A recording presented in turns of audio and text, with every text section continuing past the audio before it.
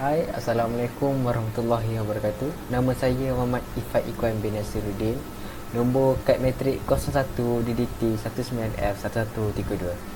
Di hari ini saya nak menerangkan bagaimana kita kira subnet mask, custom subnet mask dan IP address dalam sesuatu network. Okey, mari kita start. Okey, sekarang kita mempunyai satu topologi network iaitu yang mempunyai 7 local area network.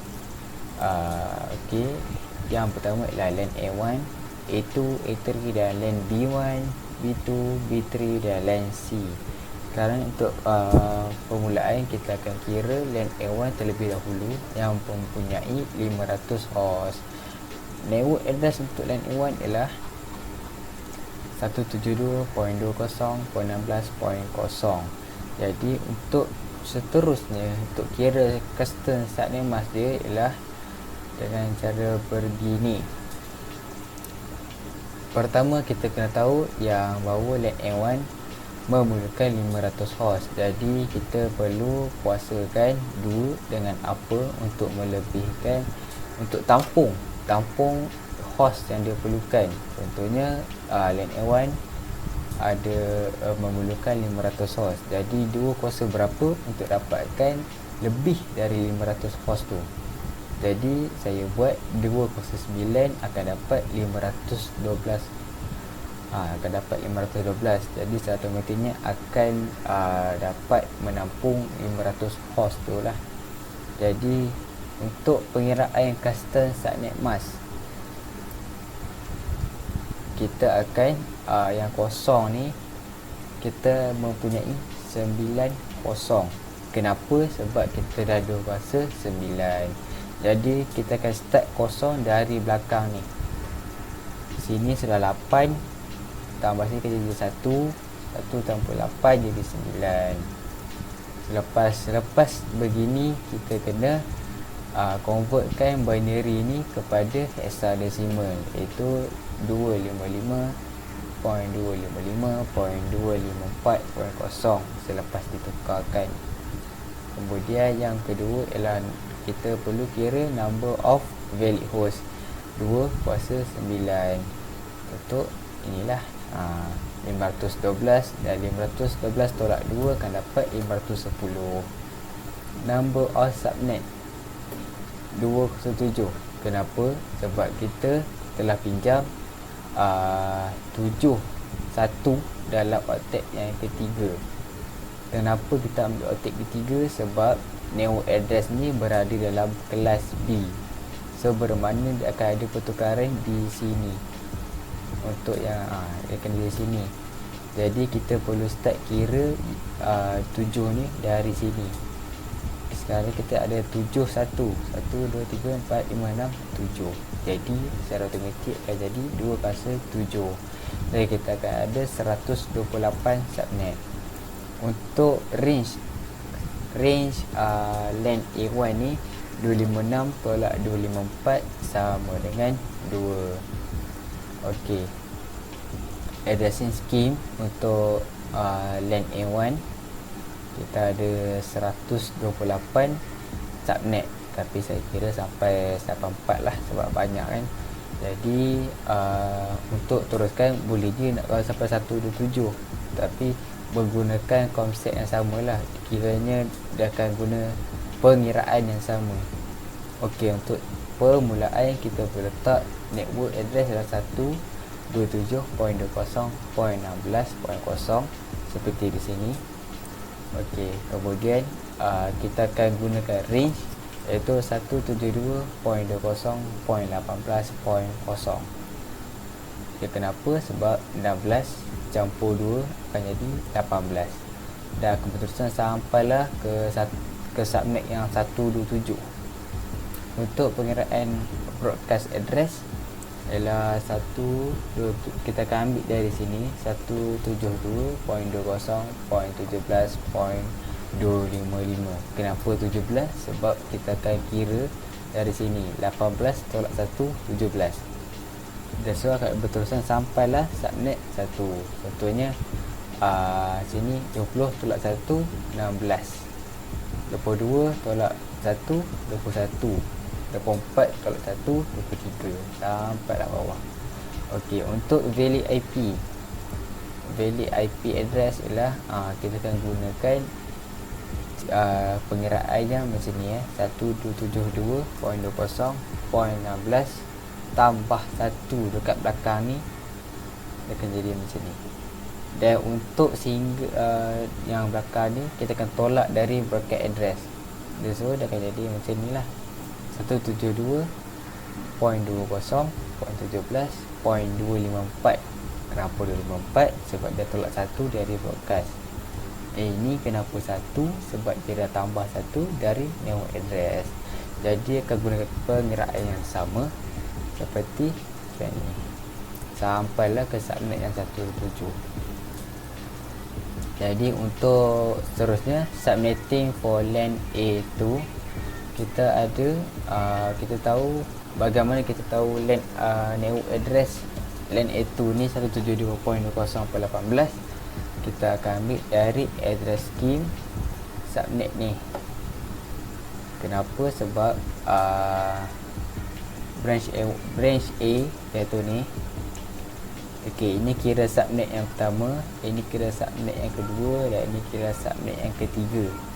Jadi subnet pertama ialah subnet kosong, network address dia ialah kepada LAN A1. Untuk subnet yang kedua, kita kena ambil yang ini, LAN A2. LAN A2 punya network address. Kita akan bawa ambil ini, copy ke sini. Jadi kita LAN A2 memerlukan 250 host.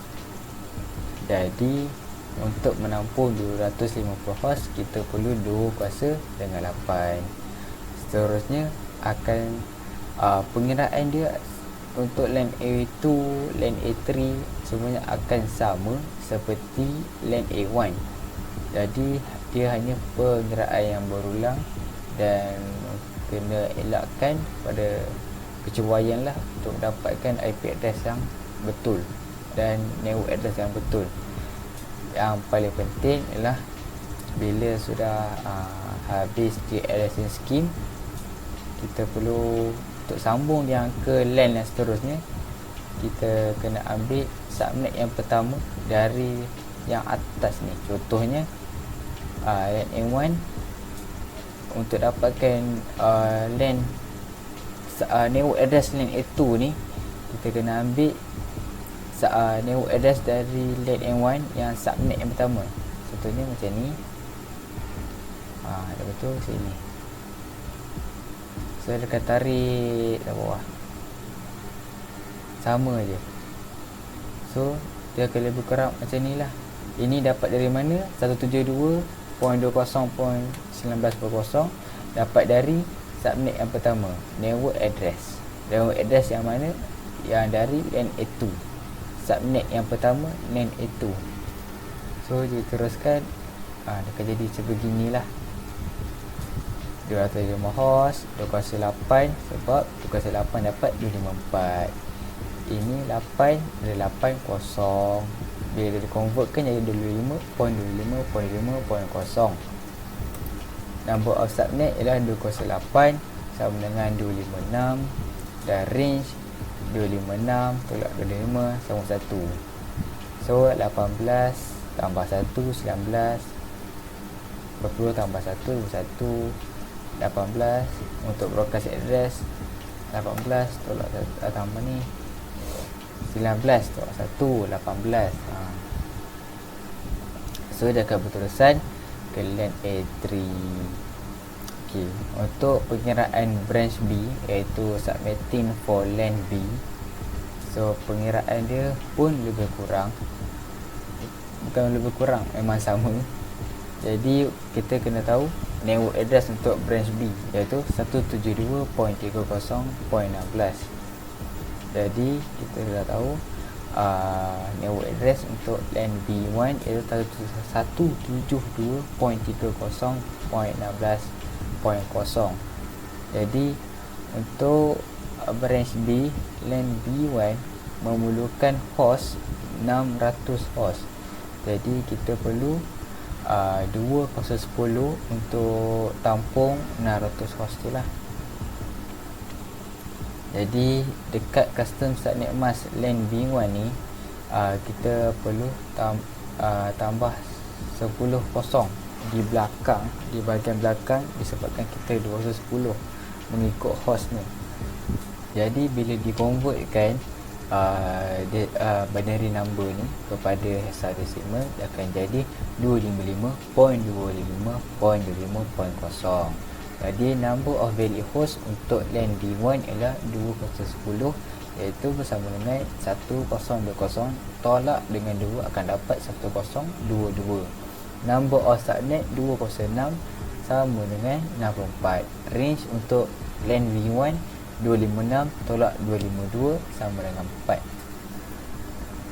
Subnet, pengiraan subnet, network address, broadcast address, level AP sama je dengan untuk LAN A1, LAN A2, LAN A3. Dah kena bila sama je. Range, network address akan menggunakan range 16 campur 4, 20. Broadcast address akan jadi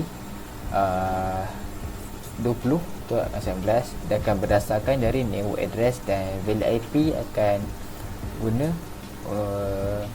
untuk dapatkan valid IP kena tambah satu dari network address dan tolak satu daripada broadcast address. Jadi untuk LAN B2, LAN B3, untuk LAN C, branch C, dia akan pakai cara yang sama, pengiraan yang sama. Jadi untuk seterusnya, kawan saya akan menyambung video ni dengan cara-cara untuk configure dan masukkan IP address ke dalam device dan sebagainya lah. Okey, sekian saja dari saya. Terima kasih. Assalamualaikum warahmatullahi wabarakatuh. Nama saya Muhammad Syafiq bin Sali, nombor metrik 01 DDT 19F 1230. Okey, sebelum ini kawan saya telah menerangkan cara-cara untuk mengirim subnet untuk branch A dan B. Hari ini saya akan terangkan cara untuk configure semua device kat dalam packet tracer. Let's go. Okey, selepas buka packet tracer, kita kena masukkan semua device dan connection berdasarkan table 2 addressing table, dan tukar semua display name untuk semua device. Okey, pertama yang kita nak configure ialah PC. Kita akan configure semua PC. PC A1. PC A1 menggunakan 10 valid IP dan first valid IP sebagai default gateway. So, desktop configuration. So, first, saya 10 valid IP bagi LAN A1 ialah 172.20.16.10. Customer masnya ialah 255.255.254.0. Default gateway nya ialah 172.20.16.1. Selepas itu DNS server. DNS server ialah IP address DNS server. 172.70.16.2. Selepas itu PCA2. PCA2 menggunakan 11 valid IP dan first valid IP sebagai default gateway untuk LAN A1. So, desktop IP configuration. IP address ialah 172.20.16.11. Kata submit emasnya ialah 255.255.254.0. Default gateway ialah 172.20.16.1. DNS server 172.70.16.2. Repeat step tadi untuk semua PC pada setiap LAN. Okay, selepas dah isi semua IP address ke dalam semua PC, kita akan configure dari router ke switch untuk branch A. Dari branch A ke switch, kita tak boleh terus configure daripada router kerana router ni gelap. So kita kena tambah satu PC baru dan konsol kabel. Ambil port RS dan port konsol. So masuk di dalam terminal pada PC baru, kita akan setkan enable, masuk dalam configuration mode. First thing, kita kena set hostname terlebih dahulu. Hostname branch A. Selepas itu, selepas hostname, kita set enable secret DFC 20143. Seterusnya line console 0, password ppt, login, exit. Seterusnya line console, line vty04, password ppt, login, exit. Selepas dah set up semua hostname, password, kita buat banner MOTD, $,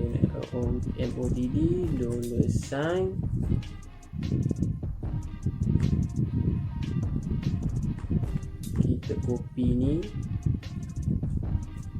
paste ke sini, nak tambah $, di belakang.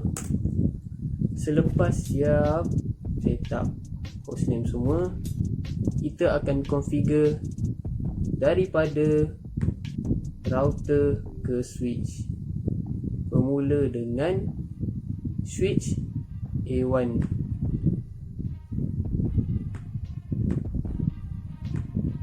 Yang menggunakan interface gigabit 0/0. IP addressnya ialah first value IP bagi LAN A1 172.20.16.1 dan custom submit mask ialah 255.255.254.0. No shout, exit. Seterusnya adalah switch A2. Switch A2 menggunakan interface gigabit 0/1. IP addressnya ialah first value IP bagi LAN A2 iaitu 172.20.18.1 dan custom submit mask ialah 255.255.255.0. No shout, exit. Seterusnya adalah switch A3. Switch A3 menggunakan interface gigabit 0/2. IP addressnya, dia menggunakan IP address LAN A3 iaitu 172.20.19.1 dan custom submit mask ialah 255.255.255.128. No shout, exit. Dan kita dapat lihat semua connection daripada router ke switch sudah hijau. Seterusnya kita akan buat dari router ke internet. Masuk ke dalam terminal balik. Okey. Dari router ke internet menggunakan interface serial 0/0/0 dan IP addressnya ialah bagi branch A ialah 172.50. So IP addressnya adalah second value IP. IP addressnya 172.50.16.2 kerana second valid IP. Custom submit mask ni ialah 255.255.255.252. No shout, exit.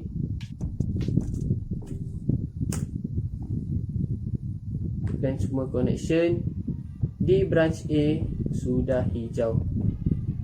Ulang balik step tadi dekat branch B.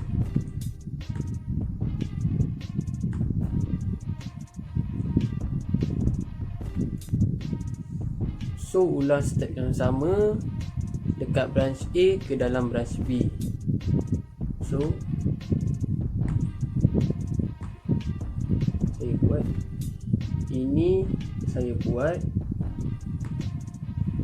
hostname, password dan MUTD. Selepas itu untuk switch B1, untuk switch B2, untuk switch B3, dari router ke switch B3. Yang ini dari router ke internet.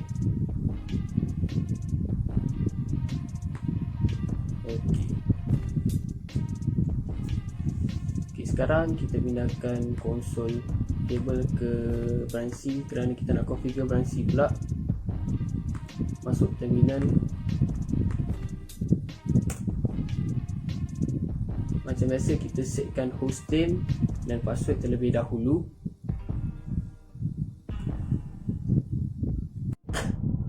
Okay, selepas kita dah setkan hostname, secret password semua, MUTD, kita akan configure dari router ke switch. So dari router ke switch menggunakan port gigabit 0 dan first valid IP bagi berada NC ialah 172.40.16.0. So first valid IP dalam terminal. Interface gigabit 0/0, IP address 172.40.16.1. Rasa submit masnya lah 255.255.255.0. No shout, exit.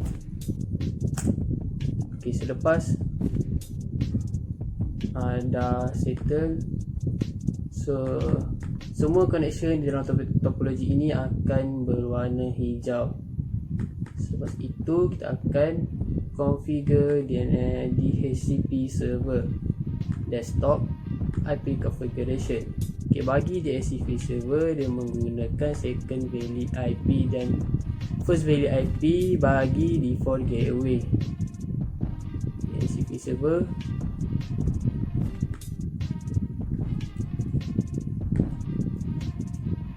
submit mask ni ialah 255.255.255. Default gateway ialah first valid IP. So tukar jadi 0.1.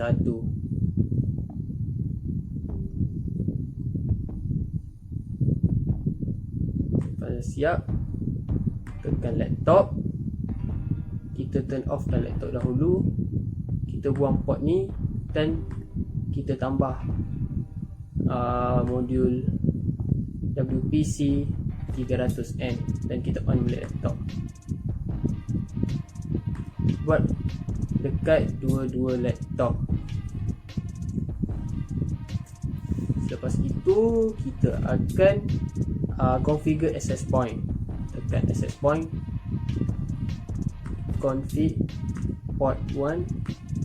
Ok, SSID ni default kita kena tukar kepada DFC 20143. WPA tukar kepada WPA 2 dan letak DFC 20143. Selepas kita tukar SSID, semua wireless connection hilang. So kita kena setkan balik dekat semua device, pergi ke wireless, SSID default tukar kepada DFC 20143, tukar kepada WPA2 dan akan ada connection balik. So buat dekat semua device, dekat wireless device. Okay, sekarang kita nak try ping. Kita dari LAN A1. Kita nak try ping LAN A1 ke LAN A2. So kita ping PCA3. PCA3 punya IP address adalah 172.20.18.10. Kita try ping, reply. Okay, cantik.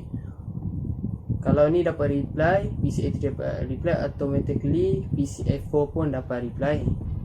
So kita try LAN A3 pula untuk PCA5. Ping dan IP address untuk PCA5 ialah 172.20.19.10. Kita try ping. Okay, reply dan reply bagus. Okay, seterusnya kita ping LAN B1 iaitu PCB1. Ping 172.30.16.10. Kita try ping. Lambat sedikit, request timeout, reply dan reply. Okay, seterusnya kita akan ping LAN B2 iaitu PCB3. Ping 172.30.20.10. So lambat sedikit kerana LAN jauh. Reply. Okay, sebenarnya kita akan ping LAN B3 iaitu PCB5. Ping 172.22.10.